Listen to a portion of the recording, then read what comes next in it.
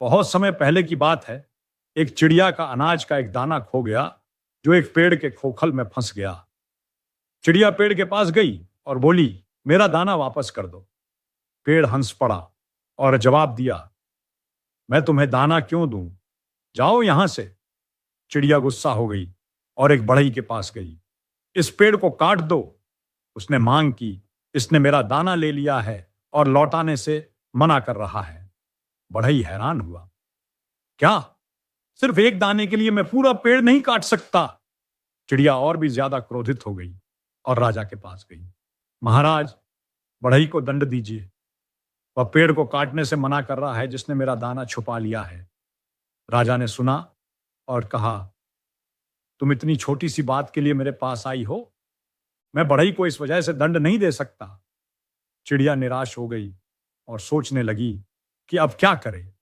अगले दिन वह महावत के पास गई और बोली, कल जब राजा हाथी पर चढ़े तो उसे गिरा देना। महावत चौंक गया, मैं ऐसा क्यों करूं? चिड़िया ने पूरी बात बताई। पेड़ ने मेरा दाना नहीं लौटाया, बढ़ई ने पेड़ को काटने से मना कर दिया, राजा ने बढ़ई को सजा देने से मना कर दिया। अब तुम्हें मेरी मदद करनी होगी। महावत ने सिर हिलाया, मैं अपने राजा को नुकसान नहीं पहुंचा सकता। चिड़िया का गुस्सा और बढ़ गया। वह एक छोटी सी चींटी के पास गई और बोली, हाथी की सूंड में घुसकर उसे परेशान करो, तभी मेरी समस्या हल होगी।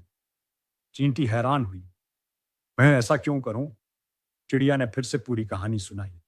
चींटी ने जवाब दिया, मैं इतनी छोटी बात के लिए हाथी की सूंड में नहीं घुसूंगी।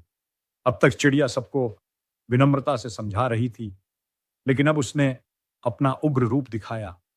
वह बोली, मैं पेड़, बढ़ई, राजा या हाथी का कुछ नहीं बिगाड़ सकती, लेकिन तुम्हें तो छोंच से पकड़कर मसल सकती हूं। सोच लो। चींटी डर गई और तुरंत हाथी के पास पहुंची। हाथी घबरा गया और महावत के पास भागा। महावत राजा के पास गया और राजा ने अंततः बढ़ई को बुलाकर पेड़ काटने का आदेश दे दिया। जैसे ही बढ़ई ने अपने औजार उठाए, पेड़ डर गया और बोला, रुको, मैं तुम्हारा दाना लौटा दूंगा, बस मुझे मत काटो। इस कहानी से हमें एक महत्वपूर्ण सीख मिलती है। कई लोग सोचते हैं, मेरे पास कुछ नहीं है, मैं बहुत कमजोर हूं, मैं कुछ नहीं कर सकता। लेकिन याद रखें, आपको अपनी लड़ाई खुद लड़नी होगी। अगर आप कमजोर महसूस करते हैं तो अपनी बुद्धि का उपयोग करें, चीजों को आपस में जोड़ें और किसी न किसी तरह से हल निकालें। यह कहानी हमें सिखाती है कि चाहे हम कितने भी छोटे या असहाय क्यों न लगें, अगर हम दृढ़ संकल्पित हैं तो हम बदलाव ला सकते हैं। चिड़िया एक बड़े पेड़, कुशल बढ़ई, शक्तिशाली राजा और विशाल हाथी के सामने असहाय लग रही थी, लेकिन अपनी बुद्धि और जिद के जरिए उसने अंततः अपना लक्ष्य हासिल कर लिया। जीवन में कई बार हमारे सामने ऐसे कठिन हालात आते हैं जो असंभव लगते हैं, लेकिन ऐसे समय में यह याद रखना जरूरी है कि ताकत सिर्फ शारीरिक नहीं होती। असली शक्ति धैर्य, बुद्धिमानी और समस्या सुलझाने की क्षमता में होती है। इस कहानी का सबसे महत्वपूर्ण संदेश यह है, कोई भी व्यक्ति, चाहे वह कितना भी छोटा या कमजोर लगे, अपने संकल्प से दूसरों को प्रभावित कर सकता है। जिस तरह चिड़िया की जिद ने चींटी, हाथी, महावत, राजा और अंततः बढ़ई को झुका दिया, उसी तरह हमारी इच्छा शक्ति और निरंतरता दूसरों को प्रेरित कर सकती है। इसलिए कभी भी खुद को कम मत समझो।